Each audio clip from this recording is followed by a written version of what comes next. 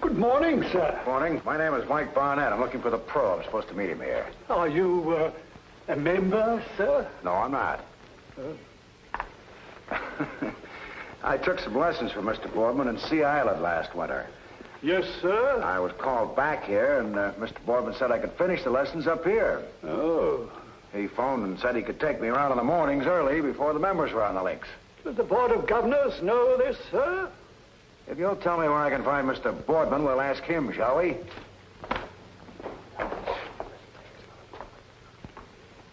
Members. Good morning, miss. Good morning, sir. Don't worry about me. I'll just wait. Hello, Jonesy. Morning, Jonesy. Cup of coffee, Jonesy. Yes, sir. Going around this morning, sir? You bet. And brew some magic in it, will you? I'm going to have to kill a few eagles. How about you? No point in sulking. I'm not sulking. If you want to know, I'm sore. I gather that. But look, we came out here to play golf. Let's discuss the other thing later. Let's discuss it right now. Why don't you go get dressed, honey? When I'm ready, Uncle. Or have you an order from the court saying I can't do that either? You've got one for everything else. My allowance, my bank account, my friends. My niece will have one, Jonesy. You treat me like a child. You're acting like one. I'm old enough to pick my own friends and old enough to marry one of them, too, if I want to. I'm 19 years old, and this... Yes, 19. And until you're 21, you'll do just as I say. After that, you can marry any fortune hunter you like. But I can tell you this. You won't be Mrs. Ted Boardman as long as I'm your guardian. I'll see you on the links. Did you hear what I said? I heard you. You said as long as I'm your guardian.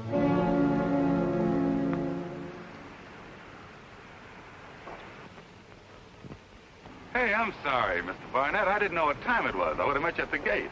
They almost made me use the servants' entrance. Swanky bunch of people you work for. What do you teach them, an overlapping grip with a lifted pinky? You don't teach these people anything. You respectfully suggest. Well, I came up here for a respectful suggestion about a slice I've developed since I saw you in Sea Island last winter. I spent more time in the woods than a forest ranger. Well, that's why I asked you to get up here before the members come out. Oh, I'm allowed to give lessons on the outside, but, well, I'm still a hired hand, and the club has first whack at my talents. You mean I came all the way up here for a rain check? No. One of the members had me booked, and this is the only time he could play. Well, I'm not exactly a man of unlimited leisure myself. Well, I didn't mean that, Mr. Barnett. I thought you might join us, make it a threesome. I'll watch your game, give you a few pointers, and it won't count as a lesson. You'll still have 2 lessons coming. How about it? But if you've got a pupil... This guy's not a pupil. He's an opponent. We're playing for money. I get it, and I'll be the caddy for your loot. Isn't that against the rules? What, gambling with the help? Sure, but you gotta pick up that extra buck. Anyway, they ask for it. Makes them feel like tournament players going against a pro. I don't think I could stand to watch that happen to a guy 18 times. He's not too bad himself. He only owes me $2,200 for the season. Is that all? Mm-hmm. Here, try one. And today we're playing a double or nothing. $4,400? Wow. If you ever hit a sand trap, you need a bodyguard. I'm playing Victor Barstow. He's a good golfer, but a bad loser. I'd appreciate your coming along as a referee. I can't afford to lose $4,400. And Barstow can? Yeah, but it would kill him to lose to me. Why? He hates my insides. You look as if you could take care of yourself. If I ever teed off on him, I'd kill him. I think that's what he wants me to do. What, kill him? No, hit him. Look, Mr. Barnett, he knows I want this job. He could turn me in for playing for money with the other members, but he's a big loser himself, and it wouldn't look sporting. But he knows I'd be canned in a minute if I ever laid a hand on him. You mean he's deliberately steaming you up? I mean this, Mr. Barnett, that if you'd come along to protect him, you'd also be protecting me. Ted. Oh, Ted. Excuse me a minute. Hello, darling. Hello. Oh, Ted, I'm worried. He's in a... Mr. Barnett, can you join us a minute? Mr. Barnett, this is Ellen Barstow. How do you do? How do This you is do, Mike Mr. Barnett from New York. It's her uncle I'm playing with today. I've asked Mr. Barnett to join us. Oh, would you, Mr. Barnett? I don't know if Ted has told you anything, but I'd be awfully grateful if you'd just go along. I've even offered to correct Mr. Barnett's slice for free. That's pretty big for a fortune hunter like me. That's what her uncle calls me. Well, under the circumstances, maybe I'd better. I mean, I might learn something. When do we start? Ellen? Right now. I thought you were out on the course. I'm going now. I'm going to play the back nine. I'll see you in the clubhouse for lunch. Okay, hon. Good shooting. Thanks. Nice to have met you, Mr. Barnett. She's having lunch with me. We'll talk about that later. Oh, Mr. Barstow, this is Mike Barnett. I've asked him to play with us this morning. You're not a member. You a friend of Boardman's? I took some lessons from him down at Sea Island last winter. I don't want to horn in. You can add, can't you? I think so. Okay. You could keep score. This is one game where I want to witness, and maybe I can give you a few lessons myself. I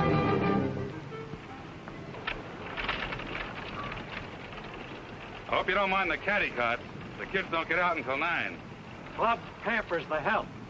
Caddies keep bankers' hours. Bankers have to push their own sticks. If you two sharks don't mind, I'll take the honor. Probably be the only time I'll have it all day. Go ahead, son. It's not your money I'm after.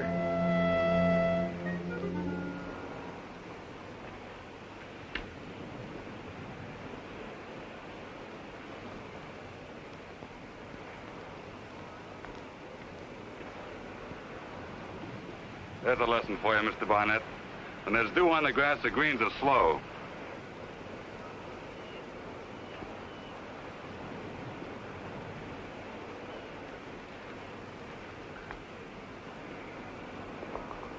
Just give me a 4 on this hole, Barnett.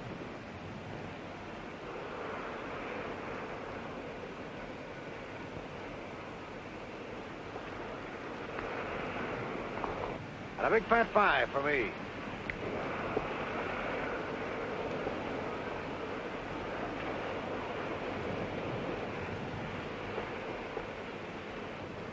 What do you know about that? The green was wet.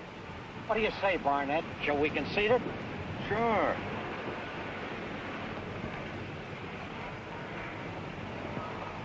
Don't be so big-hearted.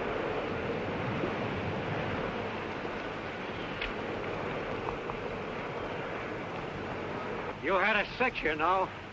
It's my honor. Where to go? I lost it right by the woods. That's just why I went, in the woods. Good distance, but I'm afraid you picked up my slice.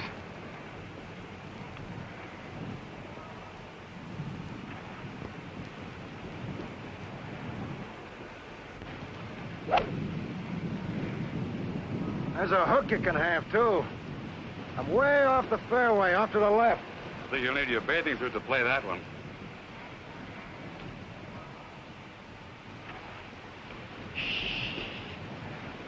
A pro.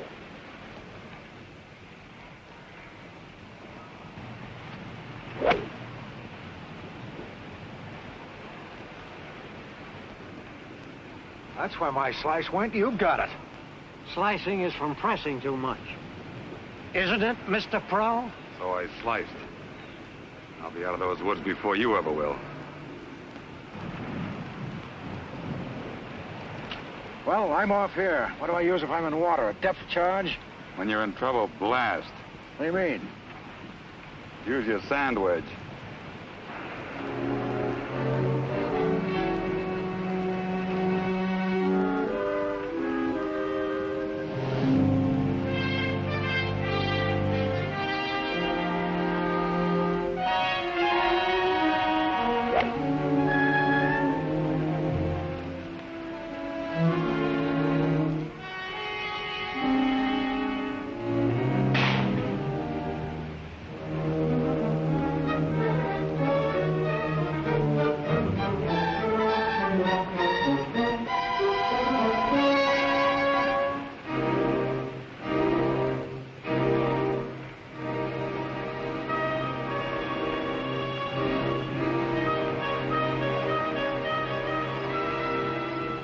back, Boardman.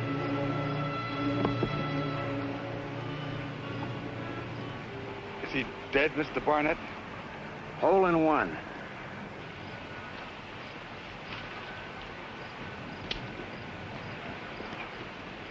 Hand it over.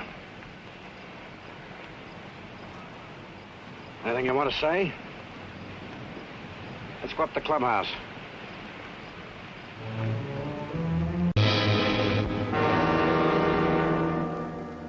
Not bad. But 1 year in office, huh, Herb? Hasn't been a first degree in this district in 8 years. I get it. And it's airtight. You know, a man could travel to Albany on that. Say that for me, Herb. My wife's keeping a scrapbook. Oh, come in, Mr. Barnett. Here's our star witness. Well, are you comfortable? The state treating you all right? You ever stayed at the commercial house? I'll bet they gave Boardman a softer bed over at the county jail. I'm afraid the state's got a less comfortable piece of furniture lined up for Mr. Boardman. Got a sure case, huh? This kind. Doesn't it seem strange to you, Mr. Havermeyer, that since Barstow was killed, Boardman has never once made a statement? What could he say? If he opens his mouth, he's committing suicide. You ought to know that. After all, you're the one who caught him in the henhouse with his hands full of feathers. Oh, the reason I asked you to stop by, since the inquest, has the defense been in touch with you in any way? No, they haven't been near me. Still figures, Herb. It's their privilege, you know. But they've been avoiding all the other witnesses, too, and they've just barely looked at the evidence. You know why? Just a guess, they're not going to try to fight facts. They're going to let you throw the punches, and they're going to roll with them. And when your tongue's hanging out, they're going to step on it. Surprise change of plea, not guilty by reason of insanity. You should have been a lawyer, Mr. Barnett. As a matter of fact, they've got a Dr. Winkler in town now. I think he's their surprise punch. You ever hear of him? Winkler? No, I don't think so. Well, doesn't matter, because I got a little counterpunch all ready for him. Now, the defense doesn't know this, but I've got 2 psychiatrists stashed over at my brother's house. They both examined Boardman, and no matter what this Dr. Winkler says, they can testify that he was and is just as sane as Judge Davis. Well, as you say, Mr. Havermeyer, I'm no lawyer. But the defense counsel is, and a good one. That Leonard fellow from New York? Well, no offense, Mr. Barnett, but Boardman is foolish to face a jury of Hale County farmers with a downstate lawyer. Have you ever seen him in action? Well, I have, and that downstate lawyer could get an acquittal for John Wilkes Booth. Yeah, well, you just let us worry about the strategy. Then you admit, Miss Barstow, that you and your uncle had many quarrels over the attentions paid to you by the defendant? Yes. Well, I don't think the jury heard that. Yes. As your legal guardian, did your uncle have the authority to withhold your inheritance if you married without his consent before the age of 21?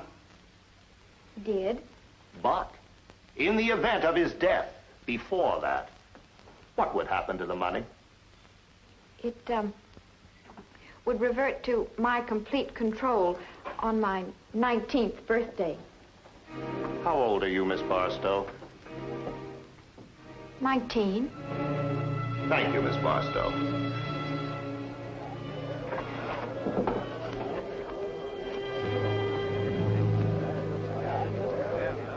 And from what you could overhear, Mr. Barnett, what was Miss Barstow's reply? She said, I heard you as long as you're my guardian. And did she repeat any of this to Mr. Boardman? She met Mr. Boardman outside while we were on the practice green. I have no knowledge of what she said to him. But she did speak to him. And after that, what was his manner? He seemed upset, more so than before. And then you asked Mr. Boardman, just before he and Mr. Barstow went into the woods, how you should get out of a difficult position. And what did he say? He said, whenever you're in trouble, blast.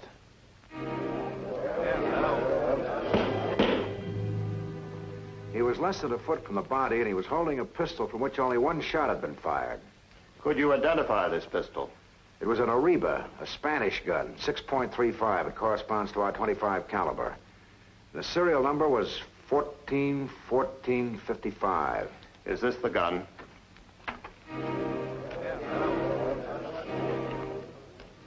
It is. And now, Mr. Coroner, will you identify the exhibit that you have in your hand? This is the bullet that I removed from the body of Victor Barstow. I submit this in evidence. It was fired at close range from a .25 caliber pistol. The prisoner wouldn't admit to ownership of the gun, but we checked and found that a permit had been issued to purchase and carry a weapon of that serial number. And to whom was it issued? Theodore Boardman. Theodore Boardman, the state has established intent, method, motive, and opportunity. 4 accusing fingers of indisputable evidence, and they point directly at you. Can you deny any of it? The defendant does not have to answer that. He has already pleaded not guilty. That's all right, Your Honor. I don't deny anything. That is all. The counselor from New York may have the witness. Your witness, Mr. Leonard. The defense waives all right of cross-examination. The defense also excuses the witness.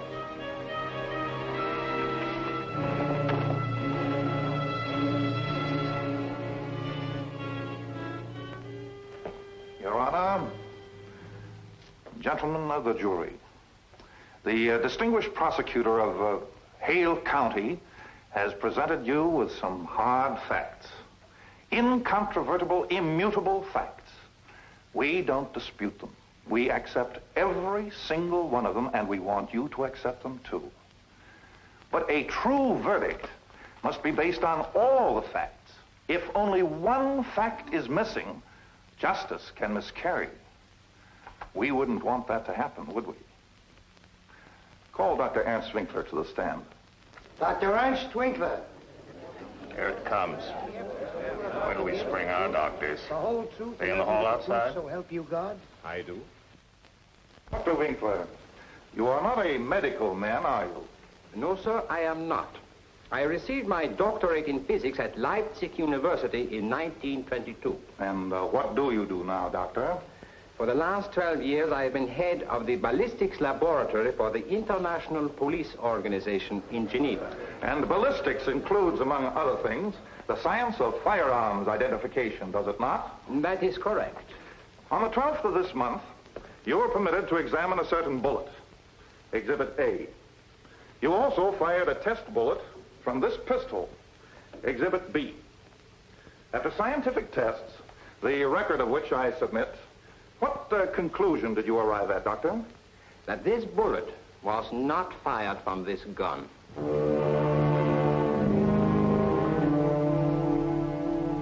The defense rests. Well, it's you. You come to laugh at the hayseed lawyer who was going to tie the can on the downstate slicker? Well, I deserved it. You won't believe it, but I think you made a good case. Thanks. Only trouble is I got the wrong defendant. I suppose you think it was the girl. Look, when an innocent man won't defend himself, he's shielding someone. She had as much motive as he did. Only she didn't do it. How do you know? I was there, remember? From where I was in the fairway, I had a clear view of the woods. If she'd gone in there, I'd have seen her. You were right the first time. Boardman? But I haven't got a case. Leonard knew that. That's why he went to trial. But why? He could have had the indictment tossed right in my face. Now he had to get Boardman tried so he could get him acquitted for lack of evidence. If the judge throws your case out tomorrow, Boardman's free and he can't be tried again for the same charge. Double jeopardy. Oh, if I'd only had that gun tested. If it's any comfort to you, Leonard made the same mistake you did. What do you mean? He got overconfident. He rested his case instead of moving for dismissal. The judge gave you 16 hours to get a conviction. Yeah, 16 hours to get out of town is what it sounded like. You may not be so far out of town. Huh? Maybe just about as far as the golf course. I don't get you. I still think the answer is out there somewhere. You want to come with me? Well, where are you going? You had to run for office, didn't you? A little walk won't hurt you.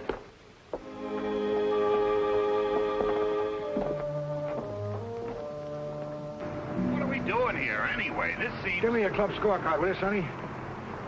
Yes, sir. Want a caddy, sir? Good idea. We may need a witness.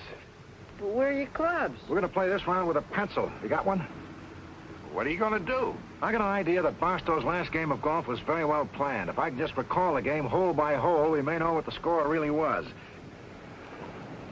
All right, what happened here? Barstow took a 1 putt for a 4. I took a 5. Boardman took a miserable 6. Huh? He must have been using your pencil for a putter. This is a 4-3 hole. Yeah, he's a professional. He's used to playing the course every day. How would a man who usually plays the first 6 and 3 under par suddenly go 3 over par? The easiest hole in the course. I don't know, unless he did it deliberately. But why would he want to lose the hole? Maybe he wanted to give Barstow the honor. Maybe he wanted to let his victim take the first shot off the next tee. The 8th?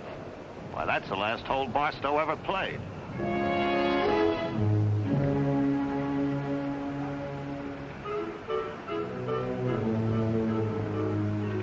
Wasn't this where Barstow shot into the trees?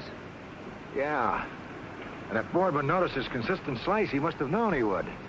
But just to make sure, he gave Barstow the honor. Yeah, from here to those woods, that's a bad slice. It is. And for a top-flight golfer like Boardman to make one, it'd have to be intentional. What about you? Well, I made it easy for him. I hooked way off to the left into the water. That put Barstow and Boardman in the rough with no witness. Wasn't he taking a risk having you along at all? Why did he do that? What he needed was a material witness, not an eyewitness. Somebody who'd give you enough circumstantial evidence to convince you had a case without bothering to do what we're going to do now. Which is what? Search those woods.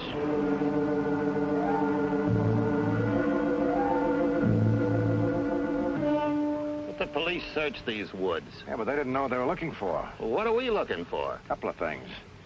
Now, let's see. As I recall, Boardman's ball landed about here. From where I was over there, I watched him chop his way out. Then I heard a pistol shot, and I came over here and saw Barstow laying dead, Boardman standing over him with a pistol hand. Which pistol, if you recall, had nothing to do with Barstow's death?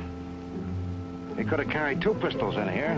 One to kill Barstow and the other with an exploded cartridge in it for me to find. Yeah. What would he do with it? If he'd have thrown it away, the police would have found it. He didn't have time to bury it before you got here. Why not? He had the perfect tool. What? A sand wedge. When you blast out of a lie like this, you dig a divot the size of a toupee. So any conscientious golfer always replaces a divot. That way the turf can take root again, and after a while you'd never know it had been removed unless... Unless what?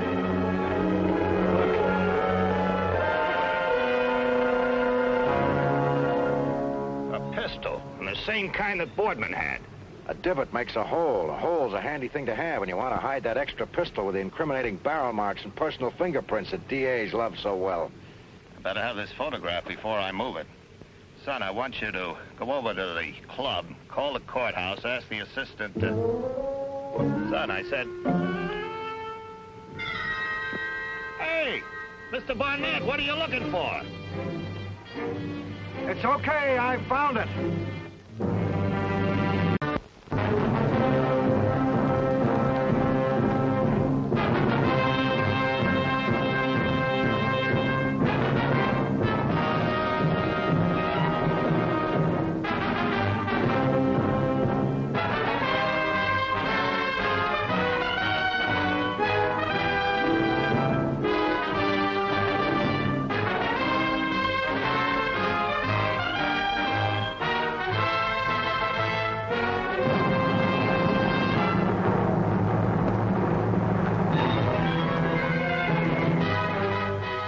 This is Mike Barnett, private investigator, duly licensed with the sovereign state of New York.